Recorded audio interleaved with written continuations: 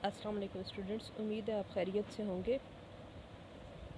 हमने second chapter start किया था सारिफ़ के रवैये का तज्ज़िया, जिसमें हमने जो है वो अफ़ादा के मुख्तलिफ़ पहलू जो हैं वो पढ़ चुके थे। उसका डायग्राम जो है वो मैं वाइट बोर्ड पे आप लोगों को वो भी भेज रही हूँ, ठीक है। और उसके बाद जो टॉपिक है वो है कानून तकलील अफ़ादा मुख्ततिम, ठीक है। बहुत इंपॉर्टेंट है पेपर के पॉइंट ऑफ व्यू से। कानून तकलील अफ़ादा मुख्ततिम जो है ये सरफ़ दौलत का पहला कानून है। इंसान की अमली ज़िंदगी से इसका गहरा ताल्लुक़ है। जब कोई शख्स किसी शय का अव्वल इस्तेमाल करना शुरू करता है तो उसकी ख्वाहिश शदीद होती है और फिर वक्त के साथ साथ उसकी ख्वाहिश में कमी आती चली जाती है। डॉक्टर मार्शल इस कानून के बारे में कहते हैं, दीगर हालात बदस्तूर रहते हुए किसी शख्स की किसी शख्स की किसी किसी शय की किसी शख्स के पास जितनी ज़्यादा मिकदार आती चली जाए उसका मुख्ततिम अफ़ादा कम होता चला जाता है। क्या कहते हैं कि जब हम कानून को बेहतर इस तरह से भी एक्सप्लेन कर सकते हैं कि जब किसी शय का मुसलसल लगातार इस्तेमाल किया जाए तो उसका मुख्ततिम अफ़ादा बतदरीज कम होता चला जाता है, हालांकि हत्ता कि सिफ़र हो जाता है और उसके बाद भी इस्तेमाल रखें तो अफ़ादा मनफी भी हो जाता है। आप लोगों ने ये टेबल में जो है वो अफ़ादा के मुख्तलिफ़ पहलू में भी देखा था कि हमने 7 इकाइयाँ जो है वो इस्तेमाल कर रहे थे। हम यहाँ पर हम शायद जो है वो केले ले लेते हैं, जिनमें 7 केले इस्तेमाल कर रहे हैं। कुल अफ़ादा 20, 35, 45, 50 फिर 50, 45 और फिर 35 गिरने लग पड़ता है। शुरू में बढ़ रहा है 50 तक और फिर ये गिरना शुरू हो गया।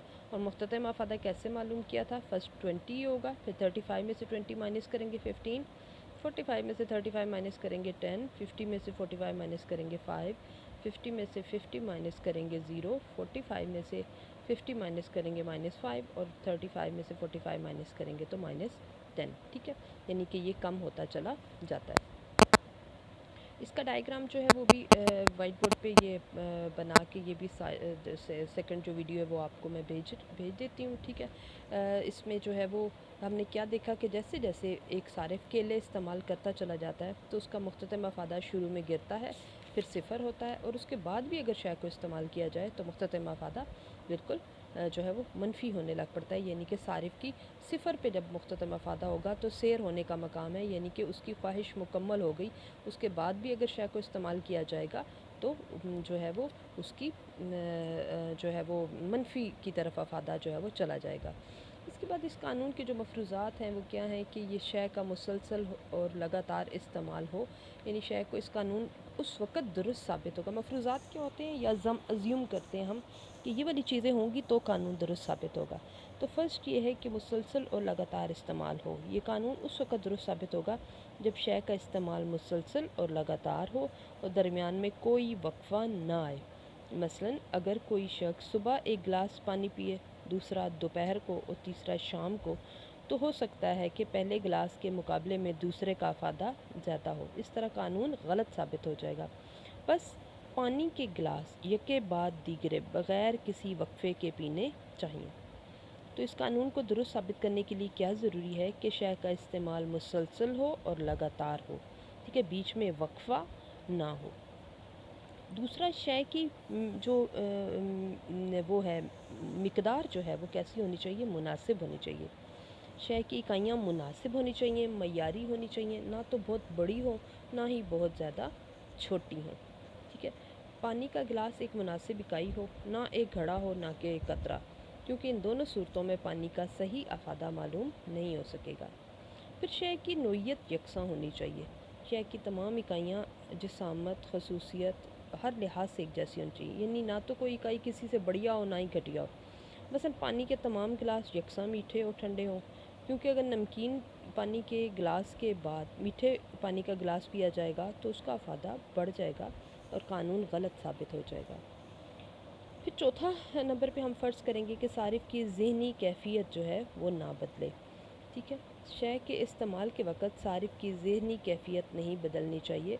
शय की पहली इकाई के इस्तेमाल के वक़्त सारिफ़ जितनी अहमियत उसे देता है, आखिरी इकाई तक उसकी अहमियत में फ़र्क नहीं आना चाहिए। मसलन अगर केले खाते वक्त पहले केले के बाद सारिफ़ को यह ख़याल आए कि डॉक्टर ने इसके लिए केला मुफीद बताया है, तो अगली इकाई का अफ़ादा पहले से ज़्यादा हो जाएगा और कानून दुरुस्त साबित नहीं होगा।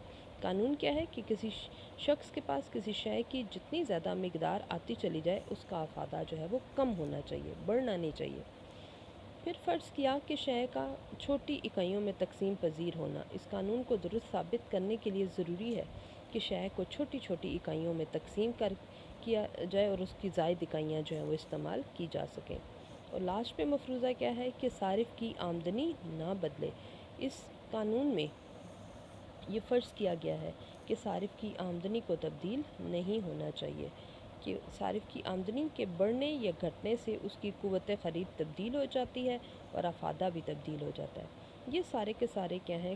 قانون تکلیل افادہ مختتم کے مفروضات، ٹھیک ہے۔ یہ مفروضات کیا ہیں ہمارے پاس؟ کہ ایک تو شے کا مسلسل اور لگاتار استعمال ہو، continuous use of a good ہو، پھر ریزنیبل کوانٹٹی ہو، شے کی مناسب مقدار ہو، same nature of all units of good, تمام شے کی تمام اکائیاں ایک جیسی ہوں، no change in the attitude of the consumer, صارف کی ذہنی کیفیت تبدیل نہ ہو، ڈویزیبلٹی آف گڈ، شے کو چھوٹی چھوٹی اکائیوں میں تقسیم کیا جا سکتا ہو، اور صارف کی آمدن جو ہے وہ تبدیل نہ ہو۔ یہ سارے کے سارے اس قانون کے مفروضات ہیں۔ قانون تکلیل افادہ مختتم کی اب ہم حدود یا مستثنیات پڑھیں گے۔ حدود یا مستثنیات کا کیا مطلب ہے؟ کہ کون سی ایسی اشیاء ہیں جس پر اس قانون کا اطلاق جو ہے وہ نہیں ہوتا، اسے قانون کی مستثنیات یا حدود کہتے ہیں۔ مال و زر، مال و زر ایک ایسی چیز ہے جس شخص کے پاس جتنی زیادہ آتی چلی جائے اس کا افادہ بڑھتا چلا جاتا ہے، کم نہیں ہوتا۔ آپ یہ نہیں کہہ سکتے کہ جتنی مزید دولت ہم حاصل کریں گے افادہ صفر ہو جائے گا یا پھر منفی ہو جائے گا، ٹھیک ہے۔ کہتے ہیں کہ اگر روپے پیسے کے صرف کے پیش نظر رکھا جائے تو اس سے حقیقت سے انکار نہیں کیا جا سکتا کہ امیر آدمی غریب آدمی کے مقابلے میں روپے پیسے کو بے درے خرچ کرتا ہے، جو اس بات کی دلیل ہے کہ زیادہ دولت کی وجہ سے اس کا مختتم افادہ جو ہے اس کا افادہ کم ہو جاتا ہے۔ علم اور فن، علم اور فن ایک ایسی چیز ہے کہ علم جتنا بھی حاصل کیا جائے وہ کم ہوتا ہے۔ آدمی جتنا بھی علم حاصل کر لے وہ اس بات کا دعویٰ نہیں کر سکتا کہ اب اسے مزید علم کی ضرورت نہیں ہے۔ اسی طرح کسی فنکار کا فن بھی 100% جو ہے وہ مکمل نہیں ہوتا، بس بلکہ فنکار کے اندر مزید جو فن ہے اس کی خواہش ہمیشہ برقرار رہتی ہے۔ تو کیا ہے؟ البتہ مطالعے کے بعد یہ کہا جا سکتا ہے کہ ایک مرحلے پر آدمی اس سے اکتا ضرور جاتا ہے، یعنی اس کا مختتم افادہ صفر ہو جاتا ہے۔ لیکن علم اور فن ایک ایسی چیز ہے جو جتنا بھی حاصل کیا جائے اس کا افادہ مختتم بڑھتا ہے، کم نہیں ہوتا۔ پھر نہایت قیمتی اور نایاب اشیاء، بیش قیمت آپ دیکھتے ہیں سونے جواہرات، ان کا مختتم افادہ بھی کم نہیں ہوتا، کیونکہ یہ عام لوگ جو ہیں، کیونکہ عام لوگوں کے استعمال میں یہ آتے نہیں ہیں، ان کا استعمال امیر لوگ کرتے ہیں جو کہ اپنی ذاتی نمود و نمائش کے لیے اسے پہنتے ہیں، تو اس لیے ان کا افادہ مختتم کم نہیں ہوتا، بلکہ جتنی یہ اشیاء جس شخص کے پاس زیادہ ہوں مختتم افادہ بڑھتا چلا جاتا ہے۔ تاریخی نواردات، جو وہ چیزیں جو تاریخی نواردات ہوتی ہیں، ہسٹوریکل فائنڈنگز میں آتی ہیں، مثلا پرانے زمانے کے سکے، ٹکٹیں، برتن، زیور، آلات حرب وغیرہ، یہ اشیاء جتنی ماضی بعید کی دستیاب ہوتی چلی جائیں گی مزید حاصل کرنے کی خواہش بڑھتی چلی جائے گی، لہٰذا ان پر بھی قانون جو ہے وہ لاگو نہیں ہوتا۔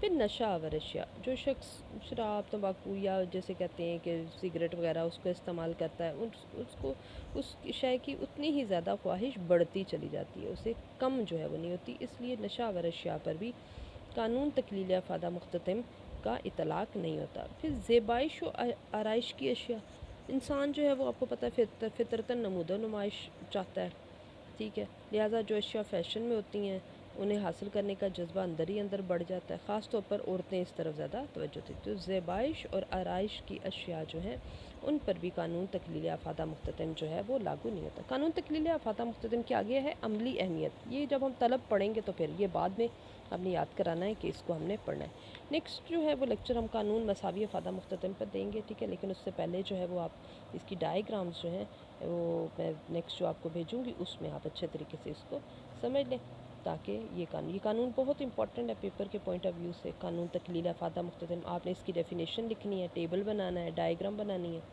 مفروضات لکھنے ہیں، اور اگر حدود پوچھیں تو پھر حدود آپ نے بتانی ہے۔ مفروضات آپ نے لازمی طور پر لکھنے ہیں۔ اوکے، اللہ حافظ۔